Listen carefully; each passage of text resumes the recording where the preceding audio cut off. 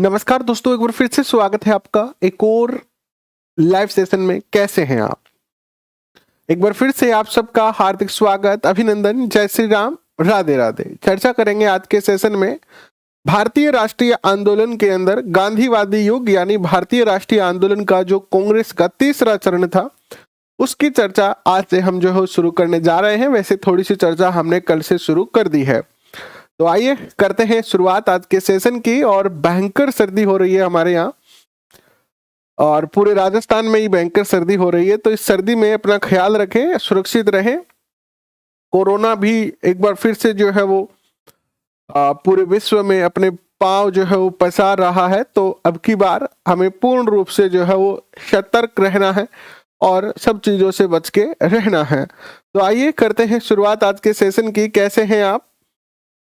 प्रमोद वर्मा जी, जगदीश जी, स्वागत आपका। एसएन मीना, प्रधान मीना कैसे हैं? जया सैनी, बाती कैसे हैं आप? और इंडियन आर्मी, स्वागत आपका। नवरली जी, शोभाराम वर्मा, नितेश, दयाली, माया, जमुना, संदीप और मोहम्मद अजीज खान, आप सबका बहुत बहुत स्वागत, अभिनंदन। तो चलिए करते हैं शुरुआत, जहां से कल छोड़ा था वहीं से शुरू करेंगे। कुलदीप बिश्नोई कैसे हैं आप?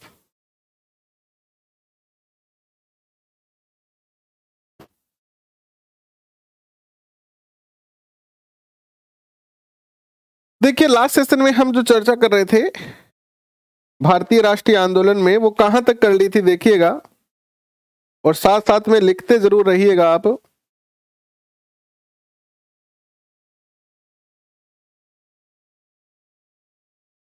खिलाफत आंदोलन की लास्ट सेशन में हम चर्चा कर रहे थे और खिलाफत आंदोलन से आज हमें जो है वो शुरू करना है।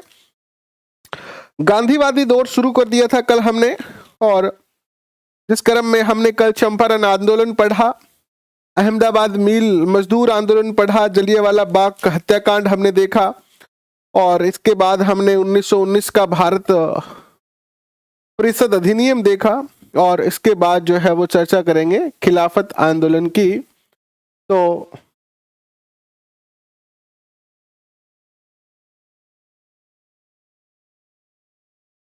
चलिए करते हैं शुरुआत आज के सेशन की।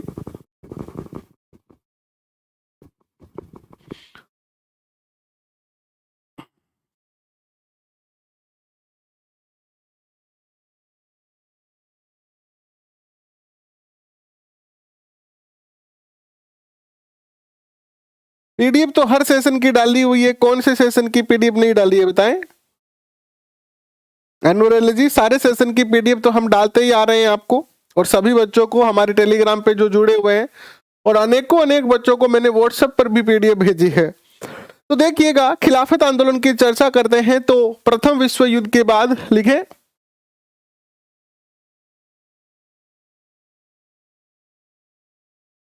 प्रथम विश्व युद्ध के बाद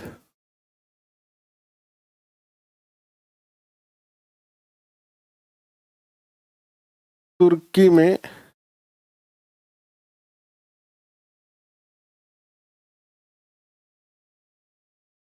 खलीफा के पद की समाप्ति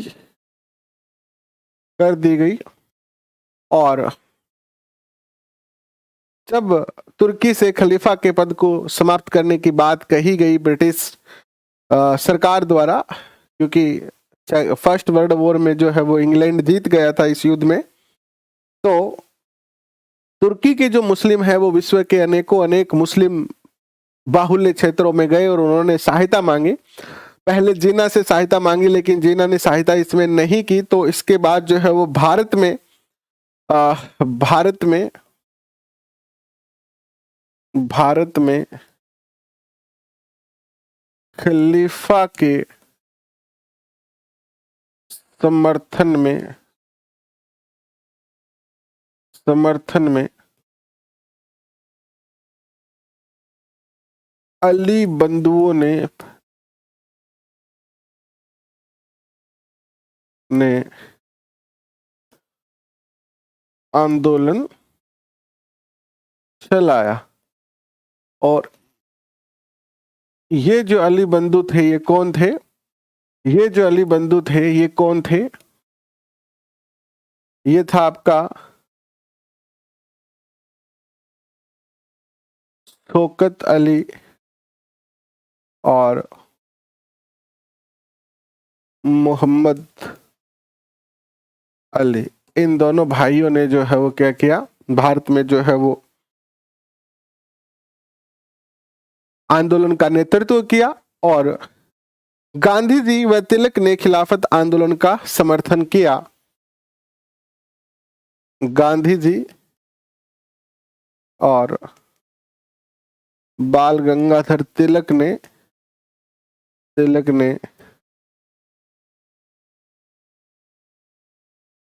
खिलाफत आंदोलन का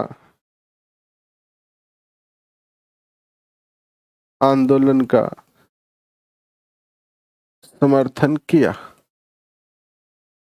लेकिन क्वेश्चन पूछा जा सकता है, किस भारतीय राजनेता ने खिलाफत आंदोलन का समर्थन नहीं किया? तो राजा राम मोहन राय और मदन मोहन मालवीय ने इसका विरोध किया था, याद रखना।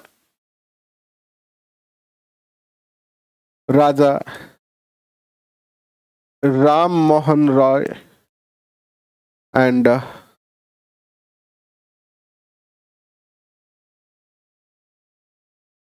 मदन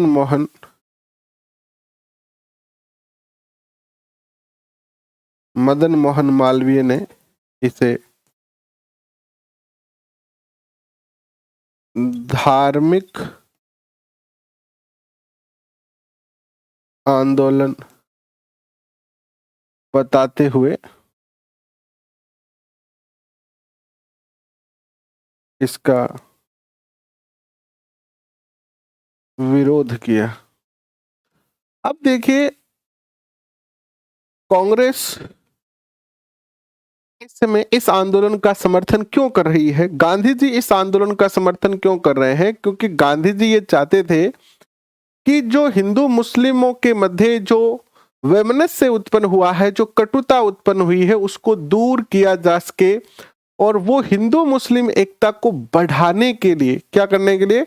हिंदू मुस्लिम एकता को वापस जो है वो क्रिएट करने के लिए, हिंदू मुस्लिम एकता को बढ़ाने के लिए इन्होंने समर्थन किया। और साथ ही गांधी जी ये भी सोच रहे थे कि अगर आज हम या मैं या कांग्रेस जो है वो खिलाफत आंदोलनों में मुस्लिमों का सहयोग करेगी, तो कल जब हम असहयोग आंदोलन करेंगे तो इस असहयोग आंदोलन में मुस्लिम भी हमारा साथ देंगे और इससे क्या होगा, अंग्रेजों के ऊपर दबाव बनेगा, पूरा देश जो है वो आंदोलन में शामिल हो जाएगा।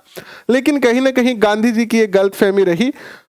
खिलाफत आंदोलन के बाद जो है मुस्लिम जो नेता थे और जो आम जितने भी कार्यकर्ता थे इन पार्टियों के, इन्होंने जो है वो असहयोग आंदोलन में बिल्कुल भी जो है वो सहयोग नहीं किया था। इसके बाद देखिए क्या आता है।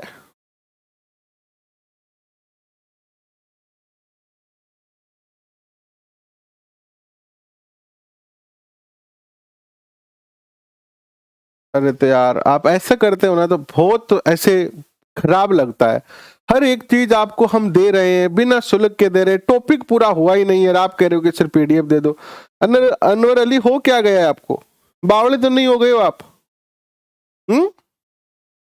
ऐसी बात कब से करने लगे आप? टॉपिक पूरा होगा तो पीडीएफ मिलेगी। जब सारी पीडीएफ दिए तो इस पीडीएफ का अचार डालूंगा क्या रोक के मैं? जब सब कुछ हम दे ही रहे हैं आपको तो ऐसा तो है नहीं कि ये देंगे नहीं। तो टॉपिक पूरा होने दो, टॉपिक पूरा होने के बाद मिलेगी। धैर्य रखो यार, ऐसे मत किया करो। आप शाना सोता आदमी हो और शाना सोता आदमी करे नहीं जो चोखो बोल लागे, ठीक है। इसके बाद क्या होता है? 31 अगस्त 1920 को खिलाफत आंदोलन जो है वो असहयोग आंदोलन का ही हिस्सा बन गया। 31 अगस्त को क्या होता है? 31 अगस्त 1920 को नोट लगा के लिख दो। 31 अगस्त 1920 को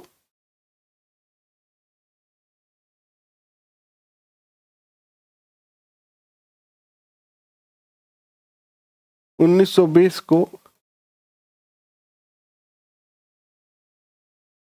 खिलाफत आंदोलन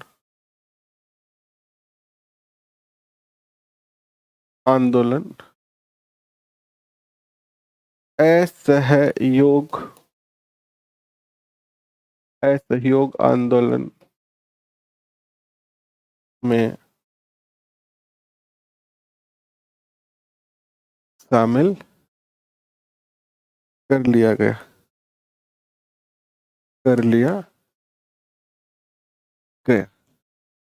और इन अली बंधुओं को गिरफ्तार भी कर लिया था बाद में आगे चलकर।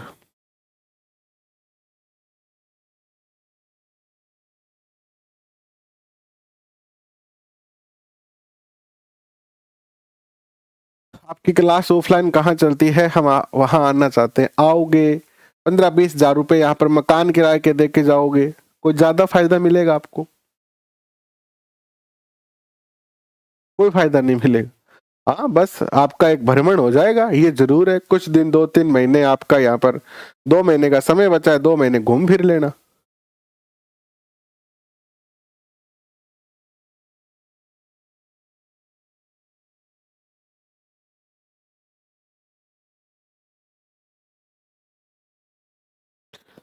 तो सारी चीजें आपको हम आसानी से उपलब्ध करवा रहे हैं, तो यहाँ आने के बाद क्या एक्स्ट्रा थोड़ी मिलेगा कुछ यार। आप यहाँ ना हो इसीलिए तो सब कुछ आपको यहाँ पर करवा रहे हैं ना। खिलाफ असहयोग आंदोलन की चर्चा करते हैं। देखिएगा, असहयोग आंदोलन, नेक्स्ट आंदोलन गांधी जी का।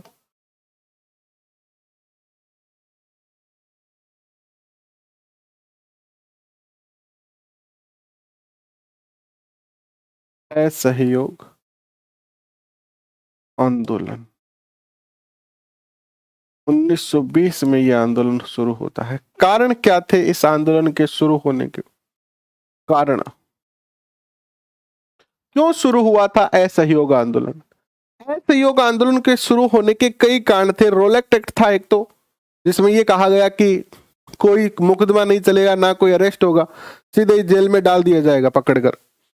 जलियांवाला बाग हत्याकांड भी इसका एक कारण था। एक हंटर कमेटी ने जो डायर के प्रति अपनी रिपोर्ट दी थी, वो भी कहीं ना कहीं कारण बनी असहयोग आंदोलन का।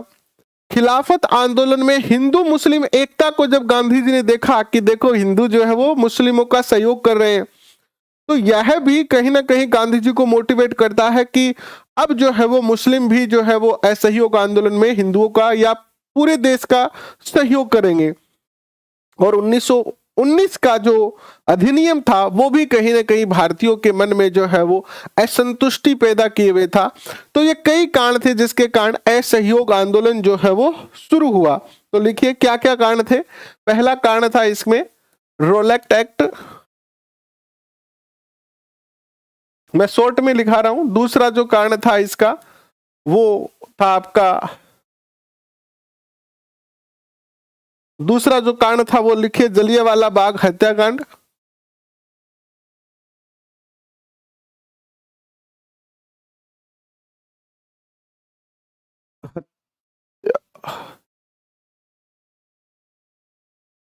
हत्याकांड। तीसरा जो इसका कारण था वो था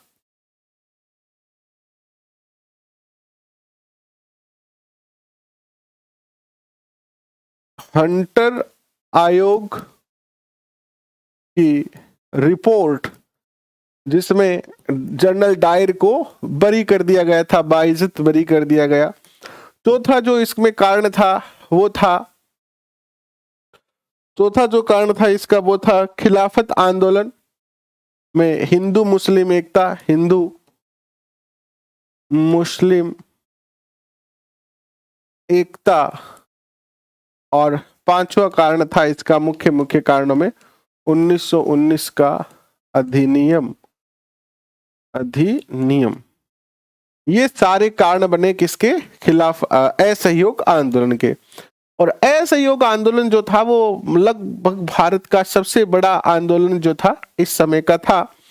और 1 अगस्त 1920 को जो है वो कलकत्ता अधिवेशन में कांग्रेस ने इस आंदोलन की घोषणा की कि हम ये आंदोलन जो है वो कर रहे हैं।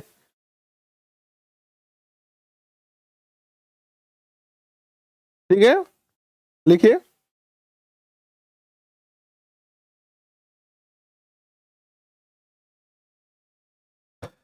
1 अगस्त 1920 को कांग्रेस के कलकत्ता विशेष अधिवेशन में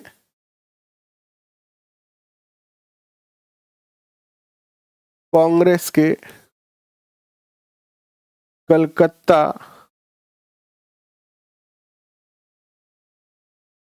अधिवेशन में घोषणा की गई कि हम असहयोग आंदोलन शुरू करने जा रहे हैं। और इस अधिवेशन के जो अध्यक्ष थे वो कौन थे? अध्यक्ष, इस अधिवेशन के जो अध्यक्ष थे वो कौन थे बताओ? इस अधिवेशन के जो अध्यक्ष थे वो थे लाला लाजपत राय, लाला लाजपत राय। और गांधी जी ने असहयोग आंदोलन का इसमें जो है वो प्रस्ताव रखा। गांधी जी ने असहयोग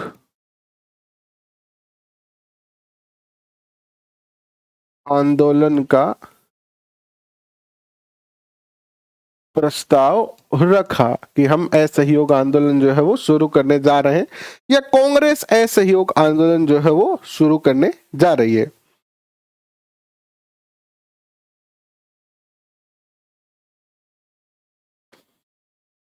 इस आंदोलन के बाद जो है, इस आंदोलन में जब चौरी चौरा कांड हुआ तो गांधी जी ने जो है वो जीलू, बोवर और केसर ए हिंद की उपाधि जो है वो अंग्रेजों को वापस जो है वो लौटा दी थी।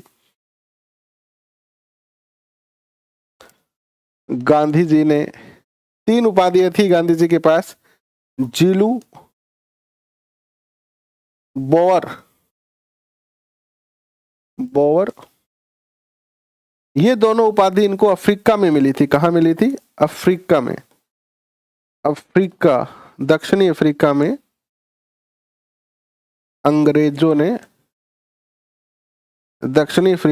अंग्रेजों ने दी थी इनको, गांधी जी को। तो जूलू बोवर और केसर ए हिंद की उपाधि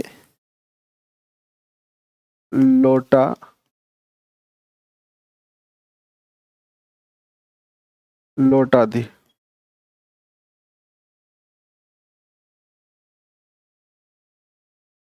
इस आंदोलन के अंदर क्या किया गया थोड़ा सा बता देता हूं। इस आंदोलन का मुख्य उद्देश्य था विदेशी वस्तुओं का बहिष्कार करना, टैक्स नहीं देना, विदेशी वस्तुओं का उपयोग नहीं करना, विदेशी शिक्षा प्राप्त नहीं करना। गांधी जी ने आह्वान किया पूरे देश की जनता से कि जो भी बच्चे स्कूल जाते हैं वो स्कूल, गवर्नमेंट स्कूल, जो सरकारी स्कूल, जो अंग्रेजों के स्कूल हैं, उन स्कूलों में पढ़ना बंद कर दें। वस्त्र, जो गवर्नमेंट ड्रेस है, जो गवर्नमेंट के स्कूलों की जो ड्रेसें हैं, विदेशी कपड़े हैं, उनकी होली जला दी जाए। जो भी जो ब्रिटिश ईस्ट इंडिया के अंदर जो भी गवर्नमेंट कर्मचारी है जिस भी सेवा में, वो अपनी नौकरियों का त्याग पत्र दे दे, नौकरियां छोड़ दे। इस तरीके से पूरे देश में एक माहौल क्रिएट किया गया और हर तरीके से असहयोग किया जाए, विदेशी वस्तुओं को खरीदा नहीं जाए, और पूरे देश के अंदर एक पूरा माहौल क्रिएट हो गया। और एक बार ऐसा सिचुएशन आ गई कि सभी देशवासियों को ऐसा लगने लगा, और अंग्रेजों की भी क्योंकि ये लंबा आंदोलन चला था और इसमें अंग्रेजों को भी कहीं ना कहीं बहुत ज्यादा आर्थिक जो है नुकसान हो रहा था। अंग्रेजों का जो माल यहाँ पर खपत हो रहा था, जो वस्त्र यहाँ पर वो बेच रहे थे, उन की अंदर बहुत ज्यादा गिरावट आई और कहीं ना कहीं पूरे देश में एक ऐसा माहौल बन गया था कि अब जो है वो निश्चित तौर पर अंग्रेज यहां से चले जाएंगे और भारत को आजादी मिल जाएगी। बट ऐसा नहीं हो सका। इसके कई कारण थे और आंदोलन जो है वो धीरे धीरे आपसी गुटबाजियों में परिवर्तित होने लगा। और बहुत, क्योंकि कोई आंदोलन जब लंबा चलता है तो लंबा चलने के कारण वो आंदोलन जो है वो कमजोर होता है। और यही हुआ इस आंदोलन के साथ ही। और अंततः गांधी जी ने चोरी चोरा कांड के नाम पर इस आंदोलन को क्या कर दिया, बंद कर दिया कि भैया चोरी चोरा कांड हो गया है, यहां पर जो है वो हिंसा हो गई है, इसलिए हम आंदोलन को जो है वो स्थगित कर रहे हैं। ये पूरा आंदोलन जो था वो था। ये लो जी, साइड में हो गए। अब दिखेगा, आपको कोई दिक्कत नहीं है कि पीडीएफ दिख जाएगी।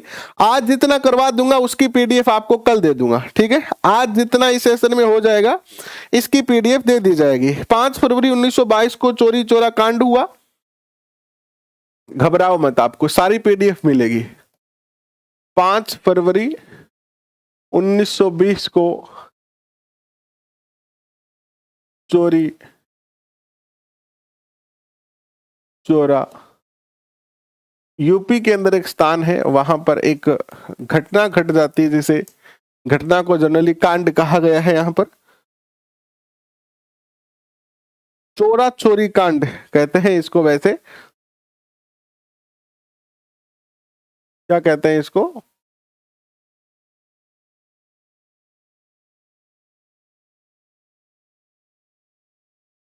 चोरी, ठीक है। और इसमें क्या हुआ कि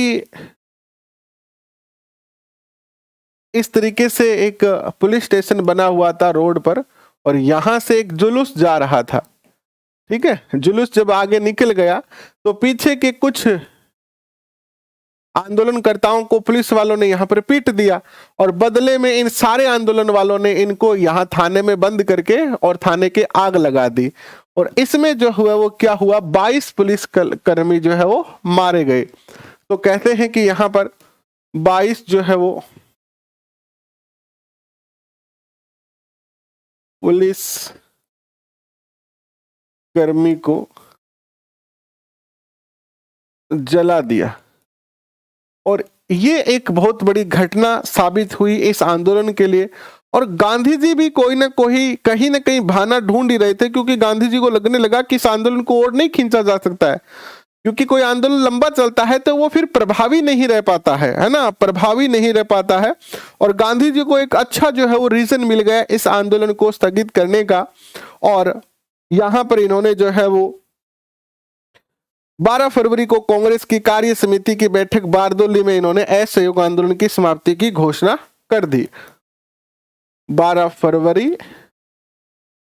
1922 को, हाँ यहां पर भी 1922 ही है। 12 फरवरी 1922 को 12 फरवरी 1922 को बारदोली में कांग्रेस कार्य समिति की बैठक में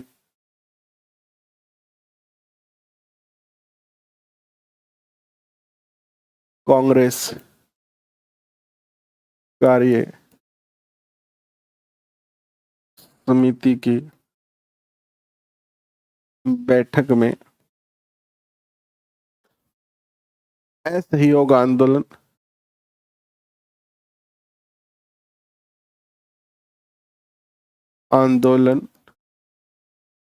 की समाप्ति की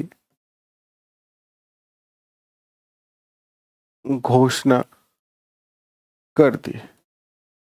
इस तरीके से असहयोग आंदोलन जो है वो यहां पर समाप्त हो जाता है, ठीक है। इसके बाद देखिएगा, हमने 1919 का अधिनियम पढ़ा था ना पीछे। देखिएगा यहां पर खिलाफत आंदोलन से पहले, जिसमें द्विवेद शासन वगैरह की बात कही गई थी। 1919 का भारत परिषद अधिनियम। और ये भारत परिषद अधिनियम आया था तब एक बात और कही गई थी कि एक बात और कही गई थी कि 10 वर्ष के बाद इसकी जो है वो समीक्षा की जाएगी। 10 वर्ष के बाद की क्या की जाएगी, इसकी समीक्षा की जाएगी कि यह जो अधिनियम है इसमें कितने जो है वो चीजें हम लागू कर पाए। ठीक है, एक सेकंड रुको।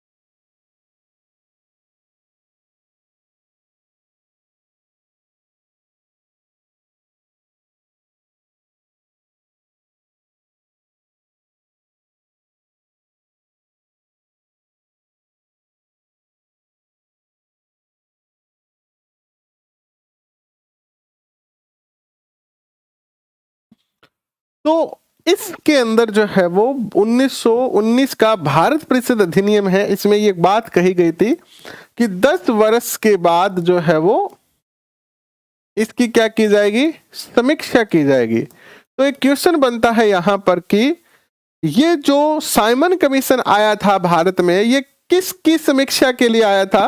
तो 1919 के अधिनियम की समीक्षा करने के लिए भारत जो है ये आया था।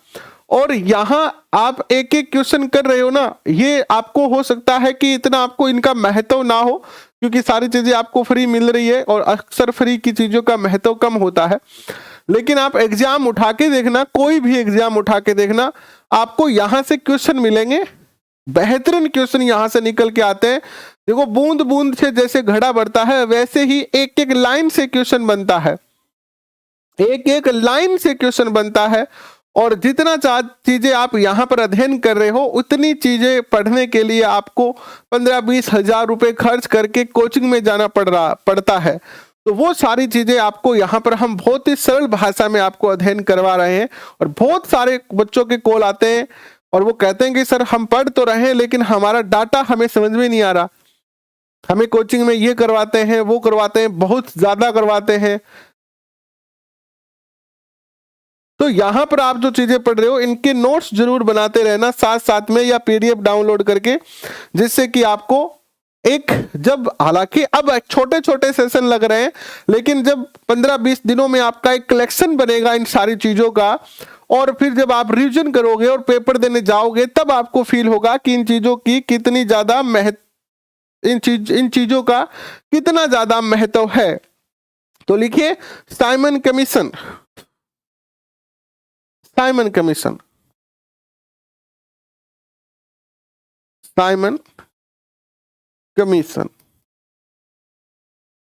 इसे श्वेत कमीशन भी कहते हैं क्योंकि इसमें सारे के सारे जो थे वो कौन थे, अंग्रेज ही थे, तो इसे श्वेत कमीशन भी कहते हैं। ठीक है, श्वेत कमीशन के नाम से भी इसको जाना जाता है। इसकी क्या विशेषता थी? इसको वैसे 10 वर्ष के बाद आना था, 1929 में आना था। कब आना था इसको? 1929 में आना था, लेकिन ये आ गया कब? 2 साल पहले ही आ गया। कितने साल पहले आ गया? 2 साल पहले ही आ गया। तो ये लगभग 1927 में आ गया था। ठीक है, क्या था इसके अंदर? एक तो इसमें यह था कि भारत में संवैधानिक स्थिति की जांच करने के लिए आया था। भारत की संवैधानिक स्थिति की जांच करना इसका कार्य था। और इसमें 7 सदस्य थे, 7 सदस्य थे जो अंग्रेज थे कोई भी भारतीय नहीं था, कोई भी भारतीय नहीं था। इसलिए भारत में लगभग सभी लोगों ने, सभी राजनीतिक दलों ने साइमन कमीशन का विरोध किया। अब यहां से क्वेश्चन ये बनेगा आपके लिए कि साइमन कमीशन का स्वागत करने वाला कौन सा राजनीतिक दल था? किस राजनीतिक दल ने साइमन कमीशन का स्वागत किया था? यह बताओ आप कमेंट करके।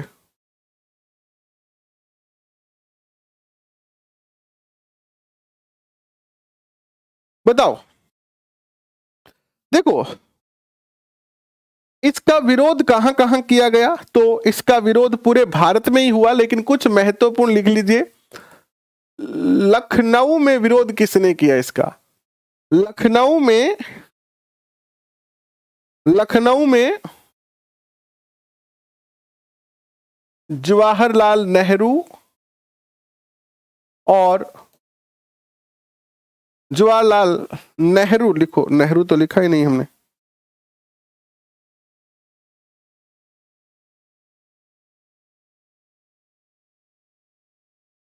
और जवाहरलाल नेहरू और गोविंद वल्लभ पंत ने विरोध किया।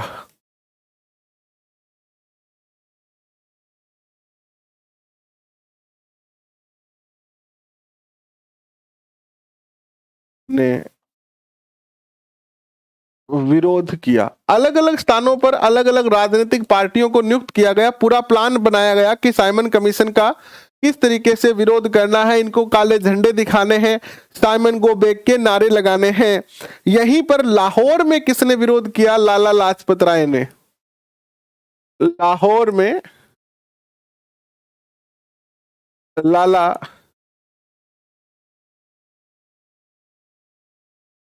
लाला लाजपत राय ने जो है वो विरोध किया। और इसमें कौन थे साथ में? भगत सिंह भी इसमें शामिल थे।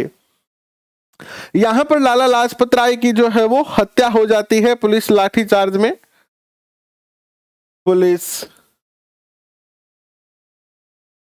लाठीचार्ज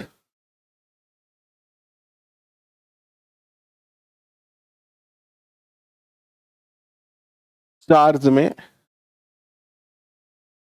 लाला जी की हत्या। लाला जी ने एक बात कही कि मेरे ऊपर बरसाई गई एक एक लाठी, मेरे ऊपर बरसाई गई एक एक लाठी जो है वो ब्रिटिश साम्राज्य के ताबूत में एक एक कील साबित होगी। अच्छी लाइन कही थी, ये पूछी जा सकती है। ठीक है। साइमन कमीशन का समर्थन करने वाले कौन थे?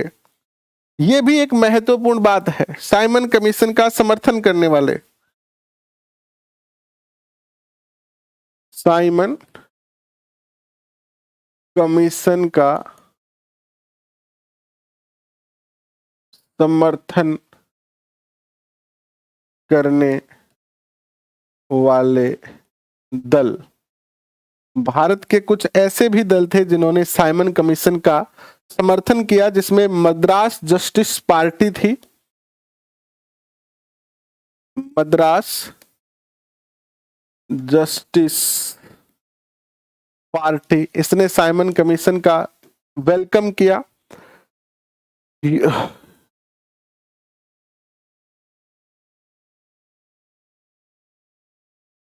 यूनिनिस्ट पार्टी थी एक पंजाब की, यूनिनिस्ट पार्टी पंजाब ने इसका समर्थन किया। और एक और पार्टी थी मुस्लिम लीग, मुस्लिम लीग, मुस्लिम लीग में सफी गुट, कौन सा गुट? सफी गुट ने जो है वो क्या किया? समर्थन किया किसका? साइमन कमीशन का। तो इन्होंने जो है वो साइमन कमीशन का समर्थन किया। अब साइमन कमीशन की सिफारिश क्या क्या थी? साइमन कमीशन का विरोध किया, लेकिन साइमन कमीशन तो आ ही गया भारत में और इसने अपनी जांच कर कमीशन साइमन कमीशन की सिफारिश, अपनी सिफारिश इन्होंने जो है वो कर दी, अपनी रिपोर्ट इन्होंने जो है वो बनाती सबमिट कर दी। क्या रिपोर्ट लिखी इन्होंने? रिपोर्ट में इन्होंने कहा कि साइमन कमीशन ने कहा अखिल भारतीय संघ बनाया जाना चाहिए, सभी पार्टियों को मिलाकर एक अखिल भारतीय संघ बनाया जाए। एक बात तो इन्होंने ये कही। दूसरी बात इन्होंने ये कही कि संघात्मक शासन व्यवस्था भारत में लागू की जाए।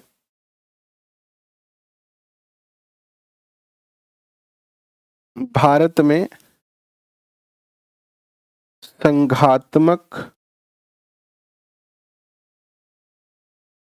शासन व्यवस्था लागू की जाए। साइमन कमीशन ने कहा कि द्वैध शासन को समाप्त कर दिया जाना चाहिए। जो 1919 में लागू हुआ था ना द्वैध शासन, उसको समाप्त कर दिया जाना चाहिए। द्वैध शासन समाप्त किया जाए। एक और बात इन्होंने कही कि केंद्र में भारतीयों को कोई उत्तरदायित्व नहीं दिया जाए। केंद्र सरकार में भारतीयों को कोई उत्तरदायित्व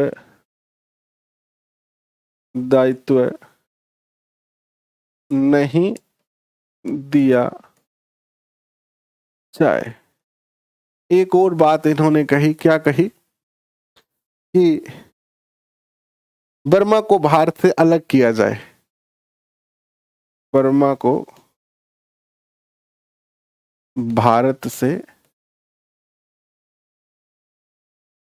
अलग किया जाए। ये सिफारिशें जो है वो इन्होंने की, और इन सिफारिशों के भारतीयों ने तो इनको स्वीकार नहीं किया कि वो तो असहमत थे। सब लगभग भारतीय जो जितने भी राजनीतिक दल थे वो इनसे असहमत थे, तो इन्होंने इनका विरोध ही किया और इसमें जो है वो ये शामिल नहीं होते हैं।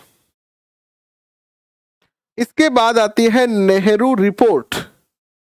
ठीक है, इसके बाद क्या आती है? नेहरू रिपोर्ट आती है। नेहरू जी ने अपनी एक जो है वो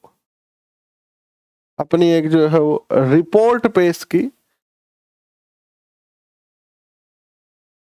1928 में। और नेहरू जी ने इसमें क्या कहा और नेहरू रिपोर्ट की आवश्यकता क्या थी? एक्चुअली हुआ ये कि जो भारत के सचिव थे लॉर्ड ब्रिकेन हेड, इन्होंने भारतीयों को एक चैलेंज दिया कि थाने इतो ही शासन चाहिए, इतनी थाने चौधर चाहिए, नहीं तो थे थारो संविधान बना के दिखाओ। क्या बना के दिखाओ? संविधान बना के दिखाओ। और संविधान ऐसा होना चाहिए पूरे भारत में जाति मजहब लिंग का आधार पर कोई भी व्यंगो विरोध नहीं करे। ए तरीके को थे संविधान बना के दिखा दो, थे भारतीय योग्य ही को नहीं, थारी इतनी जातियां इतना थारे धर्म है, थे तो कटबट के मरेगा मिलजुल के कांग्रेस को। अंग्रेजों ने भारतीयों को एक चैलेंज दिया कि तुम एक ऐसा संविधान बना के दिखाओ जिसमें सभी भारतीय सहमत हो जाए। और इसी पर जो है वो नेहरू रिपोर्ट आती है 1928 में। क्यों बनी नेहरू रिपोर्ट? भारत सचिव जो थे, भारत सचिव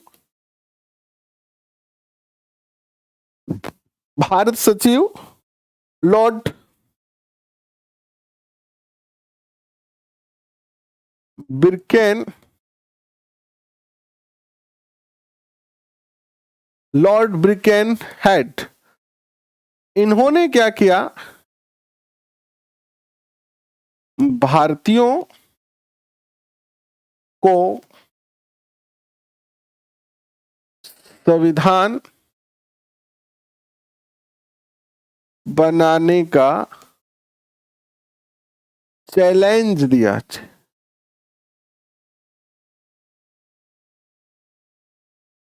दिया कि आप ऐसा एक संविधान बना के दिखाओ जिसपे सभी की क्या हो, सहमति हो। और इस पर जो है वो मोतीलाल नेहरू की अध्यक्षता में एक समिति बनती है। मोतीलाल नेहरू की अध्यक्षता में एक समिति बनाई गई जो कि इस कार्य को करने के लिए क्या करेंगे, प्रयत्न करेंगे। ठीक है।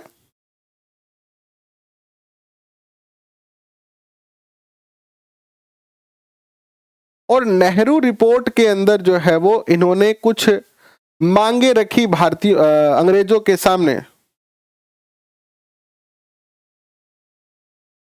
नेहरू रिपोर्ट में क्या मांगे रखी गई, मांग क्या की गई नेहरू रिपोर्ट में? पहली मांग ये की गई कि अखिल भारतीय संघ बनाया जाए। साथ में ये साइमन कमीशन के विपक्ष में भी थी। इसमें कुछ मांगे रखी गई जिसमें से कुछ मांग साइमन कमीशन की थी कि अखिल भारतीय संघ बनाया जाए। दूसरी इन्होंने नेहरू रिपोर्ट में अपनी मांग रखी कि संघात्मक शासन व्यवस्था लागू की जाए भारत में। संघात्मक शासन व्यवस्था लागू हो। तीसरी इन्होंने मांग रखी कि द्वैध शासन समाप्त किया जाए। शासन समाप्त किया जाए। चौथी मांग इन्होंने रखी कि अवशिष्ट शक्तियां केंद्र सरकार को दी जाए। अवशिष्ट शक्तियां यानी बची हुई शक्तियां, अवशिष्ट शक्तियां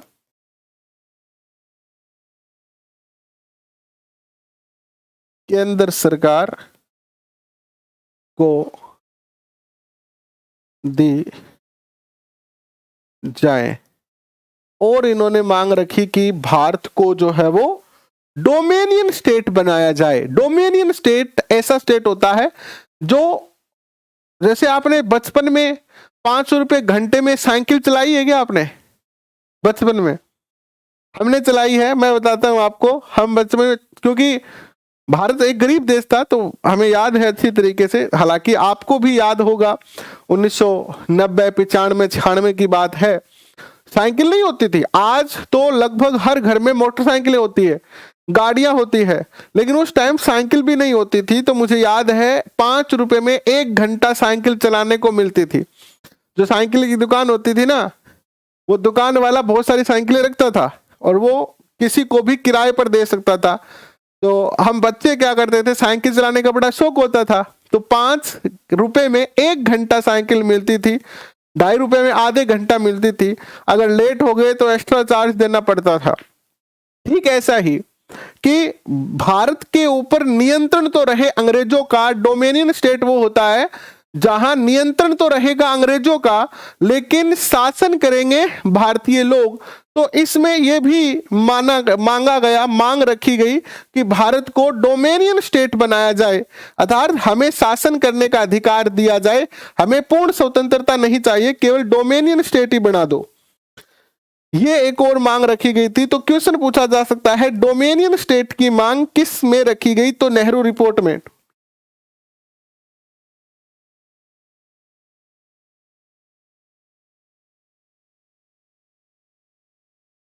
डोमेनियन स्टेट की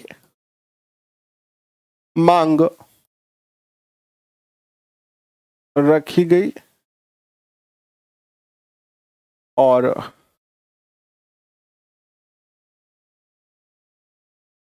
पृथक निर्वाचन को समाप्त करने की भी बात कही गई।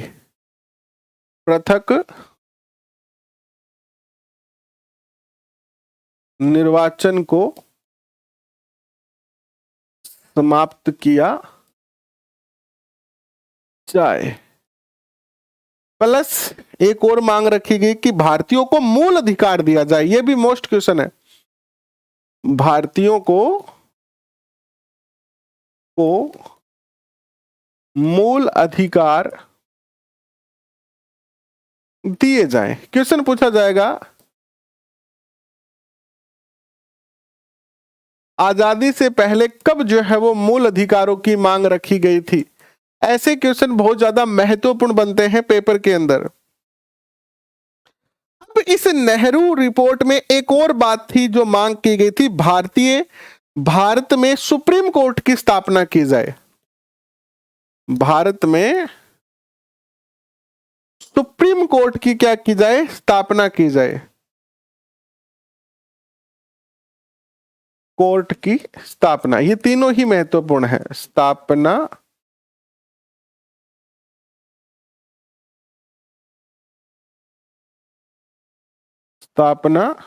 की जाए, ये भी मोस्ट है। नेहरू रिपोर्ट का विरोध किसने किया। नेहरू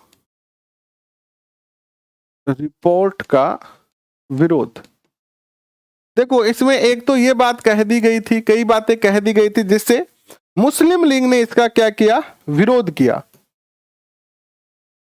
मुस्लिम लीग ने इसका विरोध किया। हिंदू महासभा ने भी इसका विरोध किया। हिंदू महासभा ने इसका विरोध किया और हिंदू महासभा ने कहा कि डोमिनियन स्टेट नहीं, पूर्ण स्वराज्य। और सिख महासभा ने भी इसका क्या किया, विरोध किया। सिख महासभा ने इसका विरोध किया और विरोध का जो सबसे प्रमुख कारण था वो था डोमिनियन स्टेट। डोमिनियन स्टेट नहीं चाहिए, सभी पार्टियों ने ये कहा पूर्ण स्वराज्य चाहिए। क्या चाहिए, पूर्ण स्वराज्य चाहिए, पूर्ण स्वराज्य। इसके बाद लाहौर अधिवेशन होता है।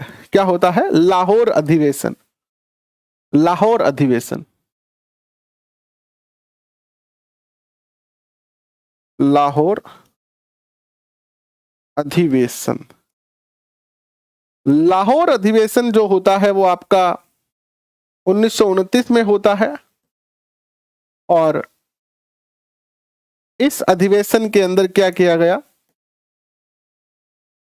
सविनय अवज्ञा आंदोलन की घोषणा की गई।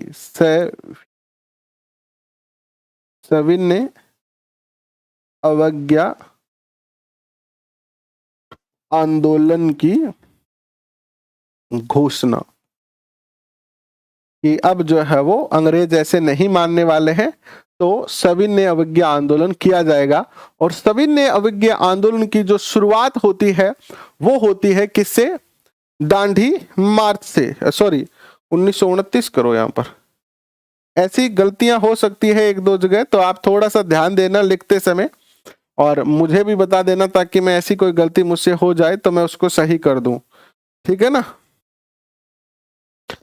सविनय अवज्ञा आंदोलन की जो शुरुआत होती है इसकी पीडीएफ आपको कल मिल जाएगी और अब तक आज जितना करेंगे उसकी आपको मिल जाएगी, कल मिल जाएगी।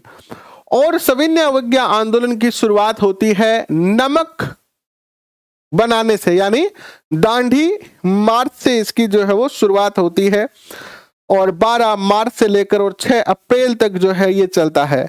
लेकिन उससे पहले गांधी जी ने 11 मांगे रखी। जनवरी 1930 को गांधी जी ने अंग्रेजों के सामने 11 मांगे रखी, 11 सूत्री मांग रखी गांधी जी ने।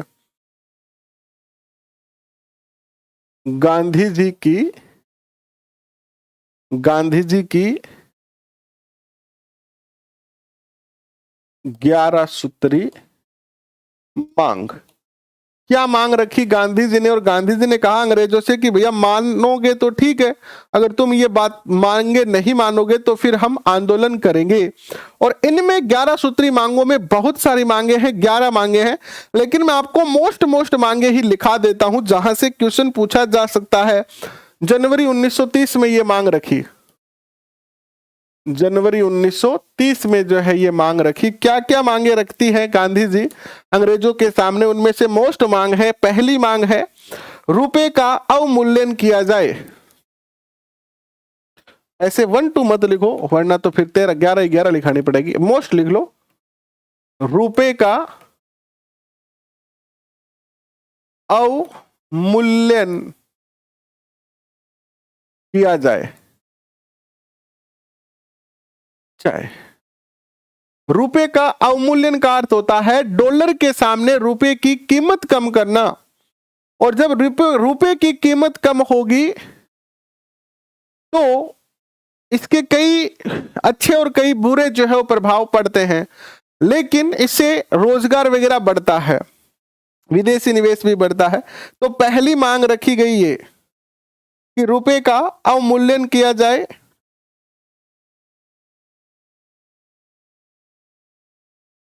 दूसरी जो मांग थी इसमें मुख्य रूप से वो ये थी कि सैनिक व्यय में कमी की जाए। जो सेना पर व्यय हो रहा है, सैनिक व्यय में कमी की जाए, यानी सेना के खर्चे को कम किया जाए। और इसकी मुख्य मांग ये थी कि भू राजस्व में कमी की जाए, भू राजस्व में कमी की जाए, यानी टैक्स कम किए जाएं, भू राजस्व कम किया जाए। चौथा इसमें यह मांग थी कि नमक कानून को समाप्त किया जाए, नमक कानून को समाप्त किया जाए, समाप्त किया जाए।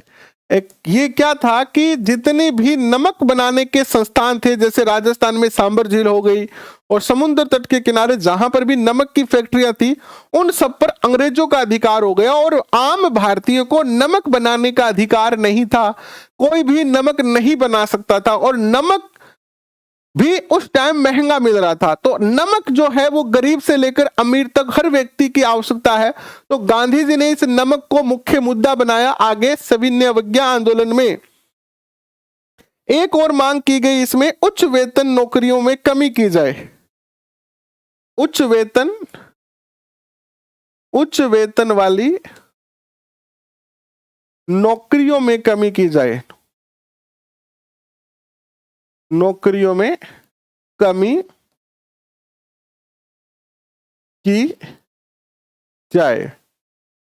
इसके अलावा शराबबंदी की जाए, शराबबंदी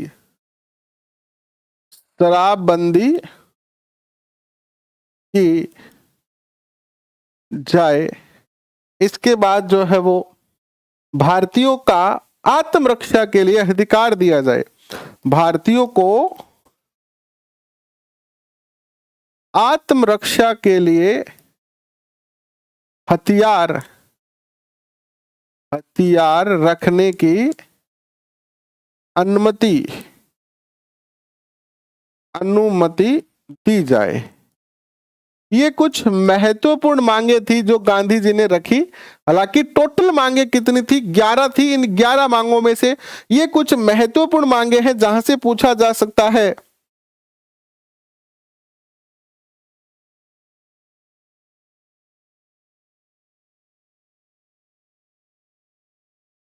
ठीक है। और गांधी जी की इन मांगों को अंग्रेजों ने अस्वीकार कर दिया और नहीं मांगी। और इसके बाद जब इन मांगों को नहीं माना गया तो फिर गांधी जी ने जो है वो शुरू किया कौन सा? दांडी यात्रा, जो कि सविनय अवज्ञा आंदोलन का प्रथम जो है वो कार्य था।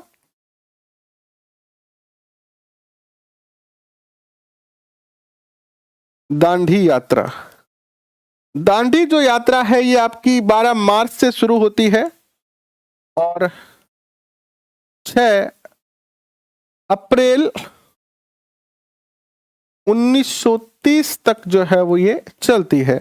और कहां से शुरू हुई, कहां पर गई, आप सबको पता है। साबरमती आश्रम से गांधी जी अपने 78 सहयोगियों के साथ जो है वो इस यात्रा की शुरुआत करते हैं।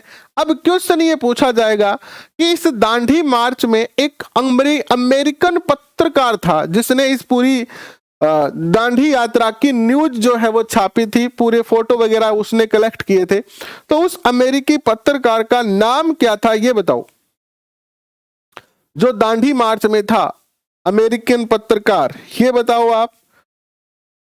एक मोस्ट क्वेश्चन बन सकता है यहां से। इसके अलावा अगर चर्चा करते हैं तो फिर गांधी इरविन समझौता हुआ 1931 में, जिसके तहत सविनय अवज्ञा आंदोलन को जो है वो समाप्त किया गया। गांधी जी दूसरे गोलमेज सम्मेलन में गए, लेकिन फिर गांधी जी दूसरे गोलमेज सम्मेलन से निराश होकर वापस आए और उन्होंने फिर से सविनय अवज्ञा आंदोलन शुरू किया और फिर उसने बाद में उसको जो है वो समाप्त कर दिया गांधी जी ने। सांप्रदायिक पंचांत आया इसके बाद, और फिर पूना पैक्ट हुआ जिनके बारे में हम कल पढ़ेंगे। अगले 2 दिन में ये टॉपिक पूरा हो जाएगा। कल मैं प्रयत्न करूंगा कि थोड़ा सा पहले भी लिखे लेके आऊं आपके लिए, और यहां तक कि दांडी मार्च तक की पीडीएफ आपको मिल जाएगी, जिससे आप नोट्स बना लेना और इससे आगे फिर कल अपन जो है वो शुरू करेंगे। ठीक है, अभी के लिए बहुत बहुत धन्यवाद। फॉर्म नहीं भरा है तो भर दीजिए। फोरम संबंधी आपको कोई दिक्कत आ रही है तो आप कॉल कर सकते हैं मुझे, ये नंबर लिख लीजिए आप। अगर आपको फोरम से संबंधित या रीट से संबंधित या किसी प्रकार की पढ़ाई से संबंधित दिक्कत आ रही है तो 4 बजे से लेकर और आप मुझे 6 बजे तक कॉल कर सकते हैं।